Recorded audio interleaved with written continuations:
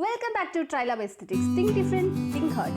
ഇന്ന് ഞങ്ങൾ വന്നിരിക്കുന്നത് സൂപ്പർ ടിപ്പ് ആയിട്ടാണ്. നമ്മുടെ ഹെയർ കെയറിന് വേണ്ടിയിട്ടുള്ള ഒരു മാജിക്കൽ ടിപ്പു ആയിട്ടാണ് ഞങ്ങൾ വന്നിരിക്കുന്നത്.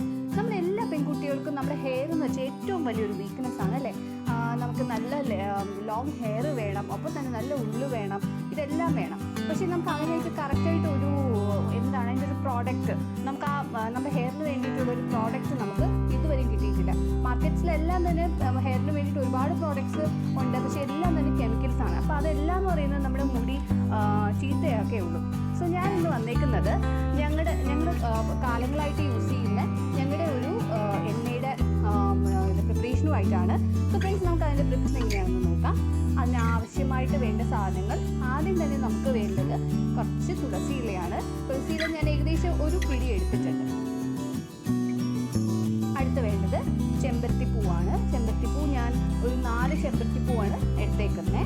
ഈ 4 ചെമ്പരത്തിപ്പൂ തന്നെ അത്യാവശ്യമാണ്.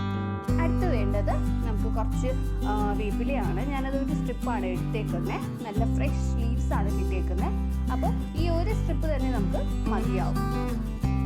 അടുത്ത് വേണ്ടത് നമുക്ക് കുറച്ച് മുയൽ ചെവിയൻ ആണ് വേണ്ടത്. അതായത് ഞാനതൊരു 2 ബ്രാഞ്ചാണ് എടുത്തേക്കുന്നത്. ഈ പൂ കാണുമ്പോൾ തന്നെ നിങ്ങൾക്ക് മനസ്സിലാവും ഏതാണ് ആ ചെടി എന്നുള്ളത്. അതായത് മുയലിൻ്റെ ചെവി പോലെ ഇരിക്കുന്ന ലീവ്സാണ് അതിലുള്ളത്. അതുകൊണ്ടാണ് നമ്മൾ ഈ പ്ലാന്റിൽ നമുക്ക് മുയൽ ചെവി എന്ന് പറയുന്നത്. അപ്പോൾ ഇതെല്ലാവരുടെയും പറമ്പിലൊക്കെ നോക്കിയാൽ കിട്ടാവുന്നതേ ഉള്ളൂ. അടുത്ത് വേണ്ടത് പനിക്കൂർക്ക ഇലയാണ്. പനിക്കൂർക്ക ഇല നമ്മൾ ഏകദേശം ഒരു 5-6 എടുത്തേക്കുന്നത്. അത്രയും തന്നെ നമുക്ക് മതിയാവും. അടുത്ത് വേണ്ടതെന്ന് പറയുന്നത് കുറച്ച് തെറ്റിപ്പൂവാണ്. തെറ്റിപ്പൂ എന്ന് പറയുമ്പോൾ ഒരു ബഞ്ച് മതിയാവും. അടുത്ത് വേണ്ടത് ബ്രിങ്കയാണ്. ബ്രിങ്ക എന്ന് പറയുമ്പോൾ കയ്യോന്നിയാണ് നമുക്ക് ഈ എണ്ണ കാച്ചാൻ മെയിനായിട്ട് വേണ്ടത്. അതൊരു ഏകദേശം 5-6 എണ്ണ ഞാൻ എടുത്തിട്ടുണ്ട്. അതൊരു ചെടിയാണ് എടുത്തേക്കുന്നത്. അടുത്ത് വേണ്ടത് അലോവേര എന്ന് പറയുമ്പോൾ കറ്റാർവാഴയാണ്. കറ്റാർവാഴ ഞാൻ എടുത്തേക്കുന്നത് 2 എണ്ണമാണ് എടുത്തേക്കുന്നത്. അടുത്ത് വേണ്ടത് നമുക്ക് കുറച്ച് പുളിയിലയാണ് വേണ്ടത്. പുളിയില നമ്മുടെ ഏകദേശം ഒരു 5-6 ഇല മതിയാവും. 5-6 ആ ഒരു സ്ട്രിപ്സില്ലേ, 5-6 സ്ട്രിപ്സ് മതിയാവും നമുക്ക് ഈ എണ്ണ കാച്ചാനായിട്ട്. അത്രയുമാണ് ഞാൻ എടുത്തേക്കുന്നത്. ഇനി അടുത്ത് നമുക്ക് വേണ്ടത് പൂവാങ്കുരുന്നിലയാണ്. പൂവാങ്കുരുന്നിലയും നിങ്ങളുടെയൊക്കെ തന്നെ പറമ്പിലെല്ലാം കിട്ടുന്ന ഒരു സാധനമാണ്. അത് ഒരു 2-3 ബ്രാഞ്ചാണ് വേണ്ടത്. അടുത്ത് വേണ്ടത് ഒരു 2 ബ്രാഞ്ച് മുരിങ്ങയിലയാണ്. മുരിങ്ങയിലയും അതേ നല്ല ഫ്രഷ് ഇലയാണ് ഞങ്ങൾക്ക് കിട്ടിയേക്കുന്നത്. അടുത്ത് വേണ്ടത് കീഴാനെല്ലി ഇലയാണ്. കീഴാനെല്ലി ഞാൻ ഏകദേശം എടുത്തേക്കുന്നത് ഒരു 2-3 എണ്ണം എടുത്തിട്ടുണ്ട്.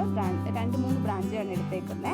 അടുത്ത് വേണ്ടത് നാരങ്ങ 2 നാരങ്ങയാണ് എടുത്തേക്കുന്നത്. അടുത്ത് വേണ്ടത് നമ്മൾ മെയിനായിട്ടുള്ള നെല്ലിക്ക ഒരു 5 എണ്ണം ഞാൻ എടുത്തിട്ടുണ്ട്. 5 എണ്ണം നമുക്ക് ധാരാളമാണ്. നല്ല മുടിയുടെ നല്ല ആരോഗ്യത്തിനും എല്ലാം നമുക്ക് നെല്ലിക്ക അത്യാവശ്യമാണ്. അടുത്ത് വേണ്ടത് കുറച്ച് കറിവേപ്പില. മുടി നല്ല കറുപ്പിനെല്ലാം നല്ല അത്യാവശ്യമായിട്ടുള്ള ഒന്നാണ് കറിവേപ്പില. ഇനി അടുത്ത് വേണ്ടത് നമുക്ക് കഞ്ഞിവെള്ളമാണ്. തലേ ദിവസം കുളിപ്പിച്ച് വെച്ച കഞ്ഞിവെള്ളമാണ് എടുക്കേണ്ടത്. പിന്നെ കുറച്ച് ചെറിയുള്ളി വേണം.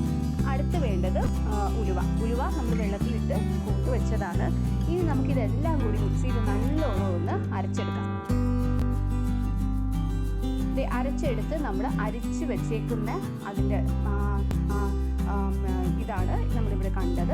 കണ്ടോ, നല്ല കറക്റ്റായിട്ട് തിക്നെസ്സിൽ നമുക്ക് ഇത് കിട്ടിയിട്ടുണ്ട്. ഇനി നമ്മളിതെല്ലാം അരച്ചത് തന്നെ കഞ്ഞിവെള്ളത്തിലാണ്.